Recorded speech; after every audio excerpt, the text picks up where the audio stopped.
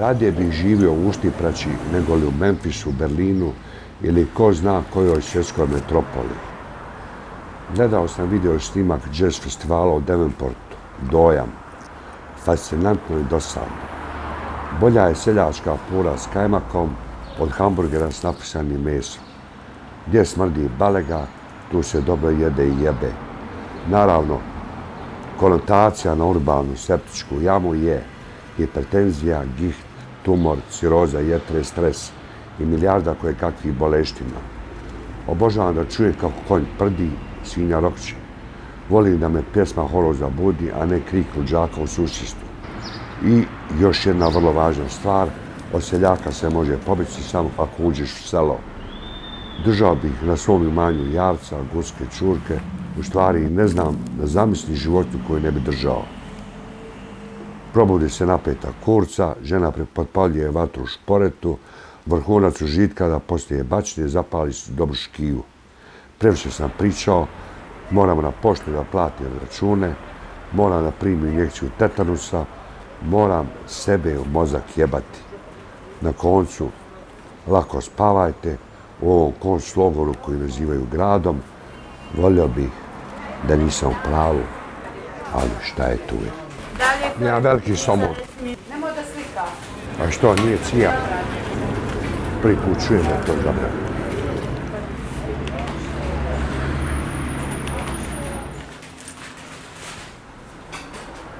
Ja, crnjak, nemoj slika koja je Pentagon u pičku mati.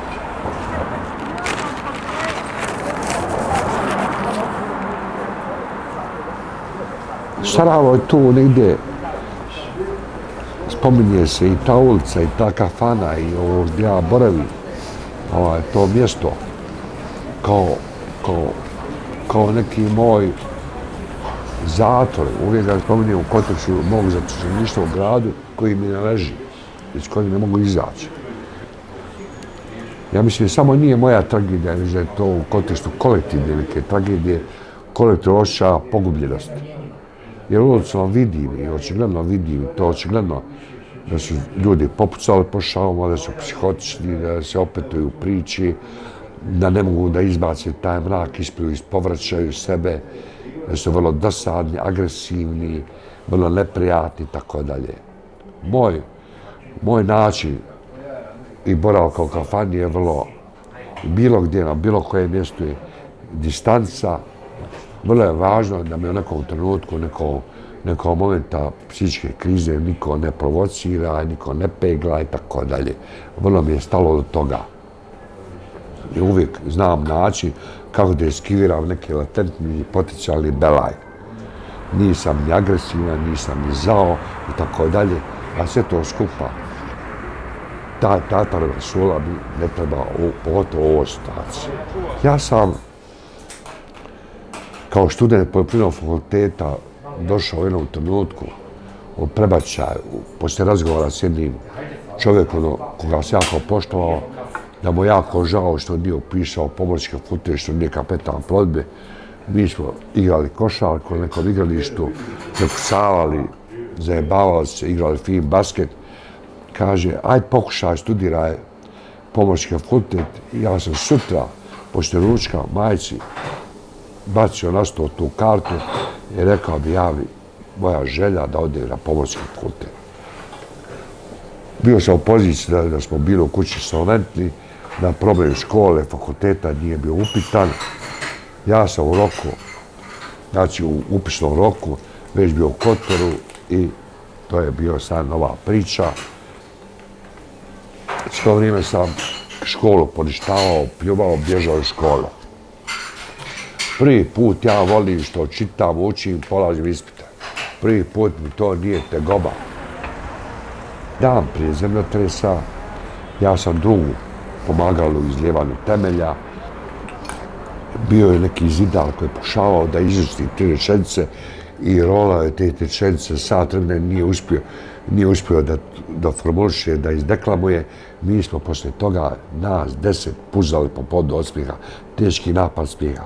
Da bi ja poslije toga u jedan sat došao u Kotor u svoju sobu, pijan naravno, prežderano te lijepe hrane, pršuta, sireva, ujutro me budi prvi udar bunovnog, ja gledam u plafon. Drugi, kad je stresao, ja u tom neko agoniji, u neko bespomoćnosti stavljam jastuk na glavu, da me ne udari frižider u glavu od sam ja bio u prizemlju, da me ne suši plafon.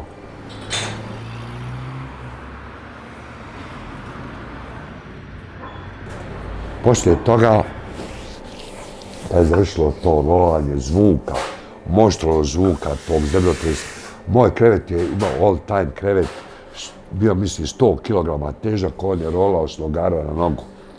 Ja sam poslije toga sjedio u ormaru na orgama pola sata u stanju teškog šoka. Uzeo kapetansku dolamu sa vješalice i šfurao na ulicu. Kale su bile krolovi spojeni, ljudi su špartali pored mene u pidžamama, u trgu od oružja se digla prašina, sve te butike, bila nedjelja, bile su pune kamenja, to je da bio dan sebi izginulo.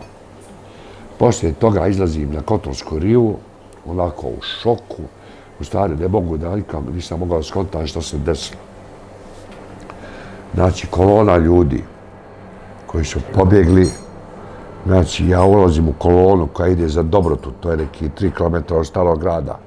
U koloni su ljudi, psi i mačke. More je bilo mutno, kao od blata. Tu su džombe, kod je neko udario pesom u rivu, po 3-4 metra prečnika. Pola hotela Fjord je potonulo more. I tako dalje. To je ta epizoda. Ja u tom trenutku, poslije toga više nisam ista osoba. Ja negdje poslije završava se gubi konekcija s tim fakultetom. Moja opcija da budem pomorac, kapetan, da je to već negdje odšlo u maglu. S Kotora ja, poslije napuštanja, bio sam možda najbolji student, gdje mene drugovi bukvalno nagovaraju da ostanem, da završim to. Ja u stanju psihozi, afekta, njih odguram.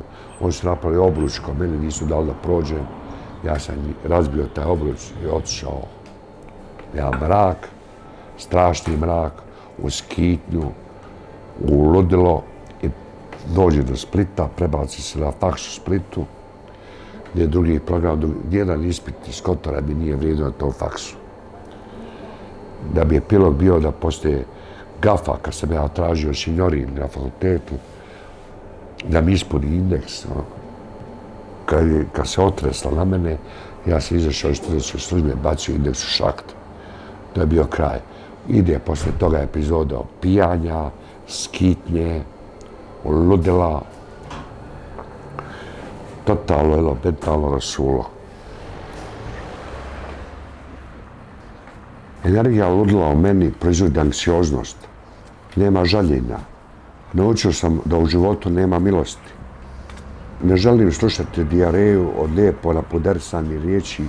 Još uvijek u mobolnici na Ofingeru prijemne ambulante visi moja koža. Nema tu šta da se kaže osim vuče, deri asfalt u podaranim cipelama, jebe u mater kroz smušu i nemoj ridati, ispisuju svoju tminu u formi stiha, budi sretan što ti iz revolvera ne pucaju potiljak. Vuče, nisi hrabar, ali bježi hrabro, u stih se sklanjaj, to je jedino što možeš. Sjedim na stepenca knjižare Bajbok, koji doživljavam s aspekta vlastitog iskustva kao mjesto koje mi je spasilo život. Sa objavljivanja prve knjige, poslije epizode Cetinskog mraka, to je nešto bilo što nisam očekivao. Cijelo vrijeme sam bio ubiđen, da sam disfunkcionalan, da sam za nekog sanatorija, za podruma u kojem ću umrijeti. Međutim, desilo se neki zaokret, čudo i ta knjiga koju sam ja donosio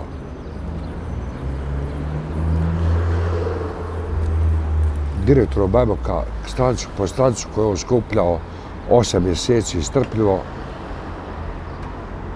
rezultirala da je to bio konačni moj i psihički i duhovni spas. Da mi se ispravio duhovni habitus, kičma, da je moj život ušao u horizont koji je imao smisla. I počne sad ona igra, ozbiljna igra sa pisanjem.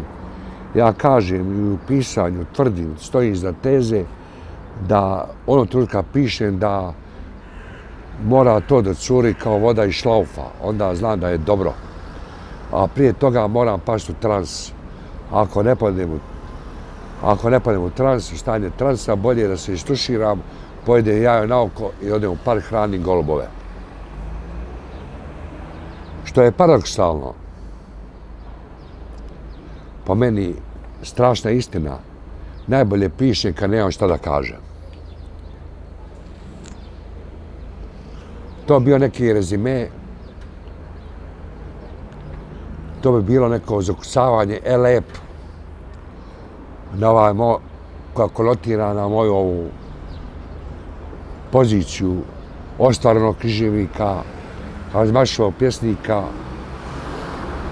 koji je u stvari, kad rekapitulira, zdravo za javne kuhinje. Nije to jadikovka, nije to lament, to je istina na adresu države, sistema i možda cijelog svijeta.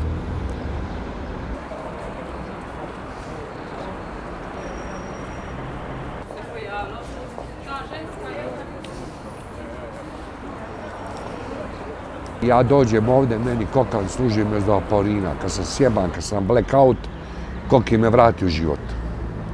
I koki me ljubi u nos, gricka za nos, ne podnosi žene blizu, na metar blizu kaveza, silazi iz kaveza da ih uništi.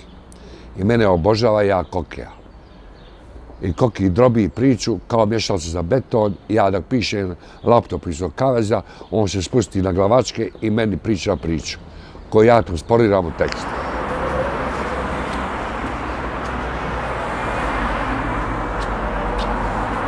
Ja sam kao gimnazijalac pašao virus basketa, košarke. Mada basket koji se igra na parkingu u kavezu nije isto kao igra košarku u punom treningu u klubu koji je respektabilan. To su dvije različite stvari.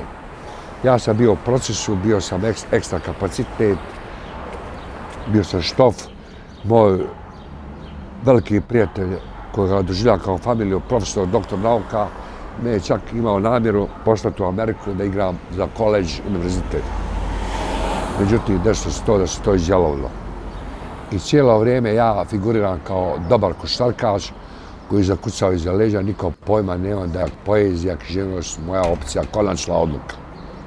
I svi su bili u čudu kad sam se pojavio s knjigom da sam ja napisao to, da sam ja glavo i bradom taj autor. Svi su bili u laganom šoku. Čak i brat koji je jednom pošao posao, radio komercijalac na željeznici, ja sam to već napisao jedan ciklus minijatura o folu antipoezije. Njemu se to toliko dopalo, to osoba koja nema nikakve afiniteta želite da pokaže drugom u kancelariji. Ja cijelo vrijeme nisam imao taj odnos korektan prema sebi, da to što napišeš ne treba nigdje da ide. Samo treba da zna izdavač, urednik i redakcija. Vrlo neozbiljno, vrlo detaljski sam se odnosio prema svom pismu, svojoj poeziji, svojim knjigama. I uspio sam da izađe rekla da sam s tim svojim ludovom.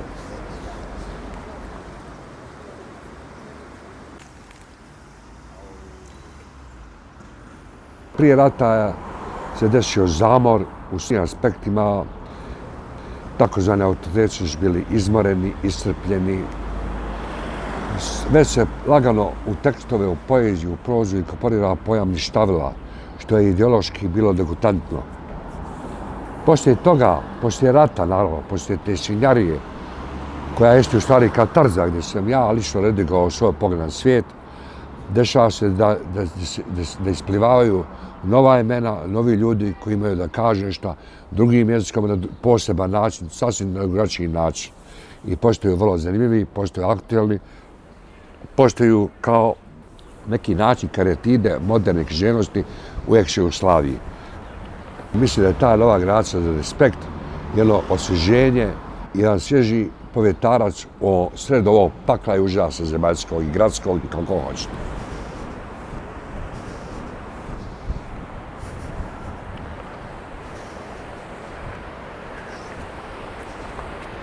tužna predsjedada je počela sa pričom, ja sam ponudio Daberu knjigu poezije, vrlo kratko, u razgovoru od 10 sekundi rekao napiši roman pa ćemo razgovarati o Okrenula leđa. I ja cijelo vrijeme imam strah, pošto nemam to iskustvo pisanja romana, da je pao neko ludilo, ja pojma, nemam šta će se desiti. Ja u moju nesreću, za nesreću cijelog naroda, populacije, desila se ta korona, taj lockdown, u tom lockdownu, u tom policijskom satu, u toj izolaciji, ja se upuštam u avanturu pisanja romana. Desilo se u tom periodu imao frakturu ruke, da sam bio u gipsu, da sam kažiprstom lijeve ruke na mehaničku mašinu za mjesec dana iskucao 120 kucanih stranica u transu. I nisam ošao u zamor i ošao da je to veliki užitak.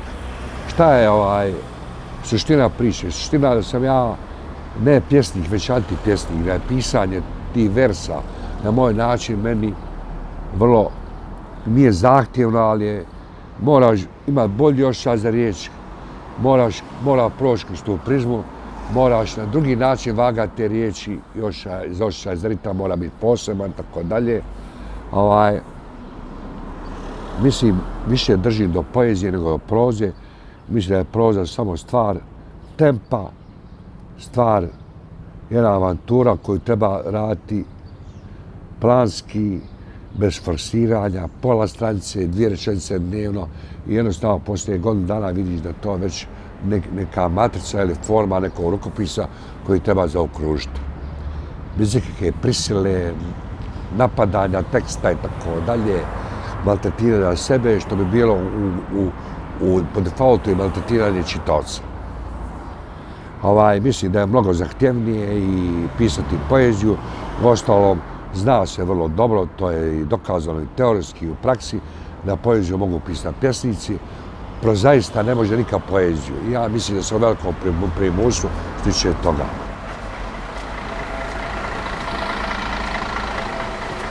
Ja sam promovisan u laureata nagrade, prestižne nagrade Književni dan Ive Andrića.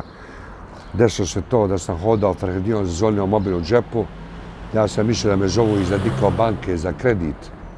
Međutim, javio se jedan prijatan glas ženski. Ja sam imao dojam da me zovu iz Štokholma. Gospodin Vuk, možete odvojiti minutu za nas, za mene. Vi ste u užem krugu za izbor te nagrade, ok, nikakav problem. I cijelo vrijeme ja to nisam ozbiljno shvatao. I sve to skupaš desilo u Travniku. Naravno, u napomenu da to sad meni više ništa ne znači, da je to odšlo iza mene. Ja sad, kao po odgovoru mainstreama javnosti, ostvaren pisac. Ko što je rekao Henry Miller, dugo sam mislio da sam veliki pisac, više ne mislim sad to jesam. Mislim da sam prije toga bio pisac, prije te nagrade. Desilo se čudo. Dobio sam za neko minorne, za mene lijepe pare. Malo se je feštalo, malo se je guštalo. Drago mi što je bakica doživjela satisfakciju, što je konačno moja majka povjerovala da sam književnik i vjeruje da sam književnik. Da to moje lupanje u pisač stroj nije uzaludna stvar. Nagrada je ne znam, meni je degutantno, deplasirano, drsko je bezobrazno, gotovo na razini zločina staviti umjetnost na level utakmice. Ko je sad bolji? Je li bolji Borges, Dostojevski, Steinbeck, Vaga, ja nikom u toj priči ne vjerujem. Mislim da je to utakmica, pošto se sve stavljao na level utakmice, čak se i ta stvar nemoguća stavlja na level utakmice. Vrlo je bitno ko je zakačio nagradu, ko je ovo, to su kao neke reference koje u principu meni ništa ne znače. Kogod mi je draga nagrada, tokom se i gadim. Dešava se ujutro se probudim, vrlo se često desi da imam rečenice, stihove koje sanjam, koje ujutru upakujem u tekst. Najbolje pišem ujutru. Vrlo mi je bitno jutro mi je fetiš. To je neki ciklus kosmički. Svitanje, jutro i tad najbolje funkcioniše. Što bi u tom trenutku dobro došla neka pobavljena žena u tom trenutku, ali to je možda priča koju ne treba spominjati. Tad sam funkcionalan, ne kažem sam odmoran. Moje iskustvo mi govori da je to najbolje vrijeme za mene. Psihijatrijska klinika Srežitišta. Iz grada dolazi gust oblak prašine i lebdi nad Pustopoljinom. Kroz prozor s mrežom gledaju me dvije djevojke.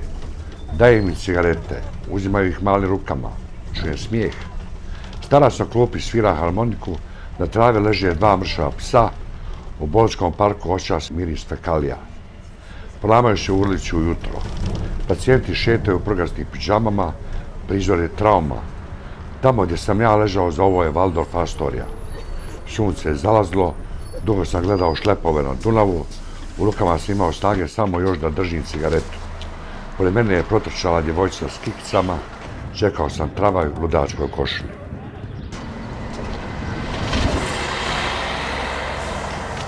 Najbolja stvar koja mi se desila u životu da me ljudi ne doživljaju ozbiljno. Tako ubitačno hodam, toliko kilometara pređem, da mi je pala ideja da sa načelnikom opštine Stari grad sklopim ugovor, naravno uz benefit, da manje hodam Ferhedinom jer se sačuva te pločice, neće svake druge godine mora dovesti radnike da mu popredaju i namještaju te pločice koje ja poderem hodajući. I mislim da će to biti obostrana dobit i korist.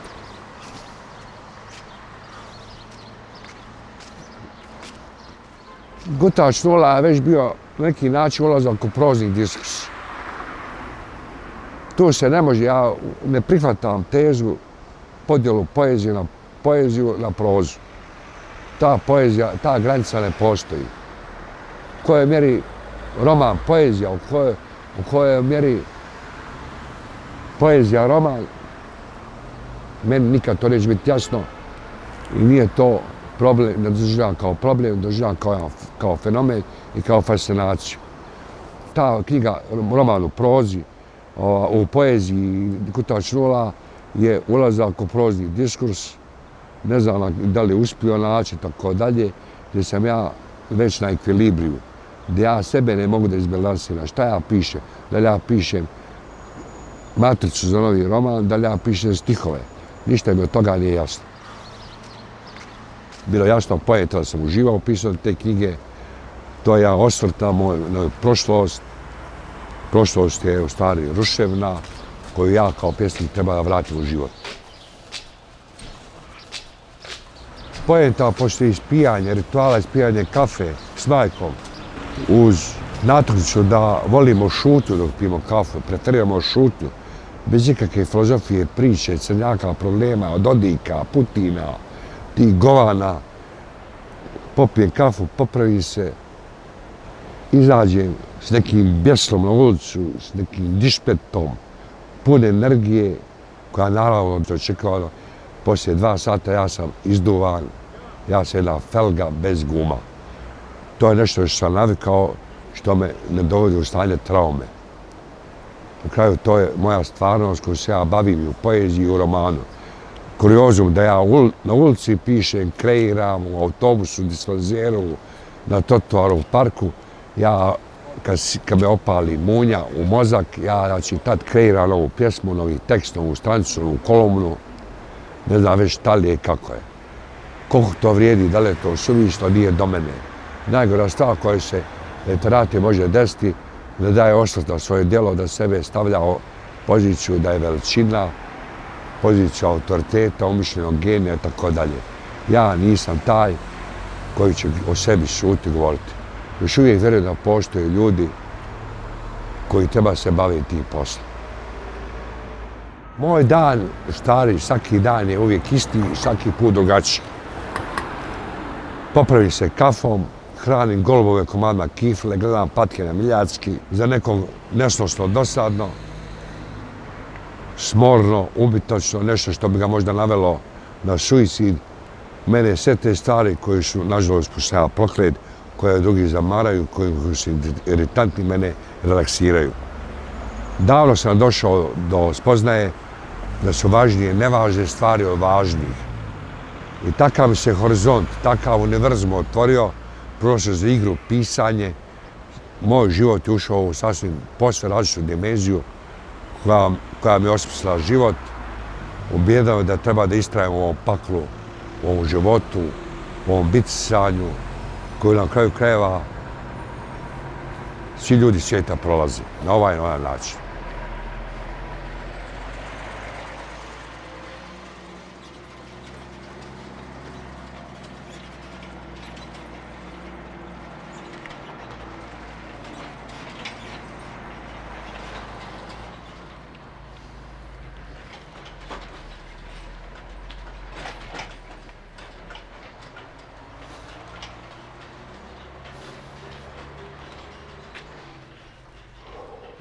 Nikakvog spasa nemaju.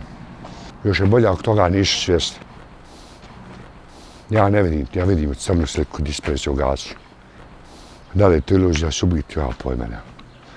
Niti imaju kako perspektivu i mogućnost da rade, da zarađuju, da žive normalno, da imaju porodicu, da imaju neki, da su funkcionalni. Ništa od toga. Uče cijeli život, imaju neke mastere, imaju neke diplome, na sve se to mogu poslati. Sve to bezvjedni papiri koji nemaju, koji rezultira vodi u životni sunovrat. To je strašno. To je pogubljena generacija bez djetinjstva, bez života i tako dalje. Posvećeni sami sebi, a onda idu bacati autodestrukciju i to je kraj. Od gudre, od svega toga. Pogubno, defektno, maligno, zastrašujuće. Strah me kao kad se toga sjeti i kad mislim o tome. To vidim, znači, u 5 minuta, konstantno, svaki dan.